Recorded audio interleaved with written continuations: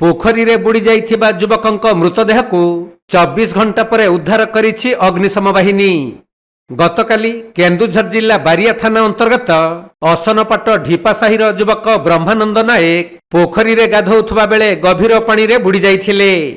तेणु स्थानीय लोक माने एही घटना जानिबाकु पाई 112 को फोन करिबा परे घटनास्थल रे बारिया पुलिस और झुंपुरा अग्निशम बाहिनी पहुंचीथिले।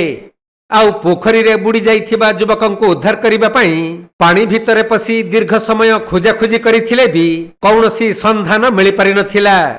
एपटे राति होई जिबारु खोजिबा काम बंद रखा जाइथिबा बेले आजी पुणी अग्निशम विभागर जवान माने पहुंची पोखरी भितरे पसी दीर्घ समय खोजाखोजी करिबा परे युवकंक मृतदेह को उद्धार करिसंती।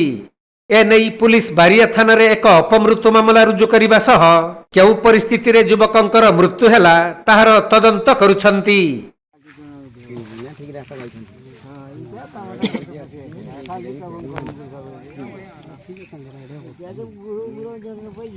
केन्दुझर जिल्लारू दीपेश कुमार बेहेरांक रिपोर्ट कोणार्क लाइव।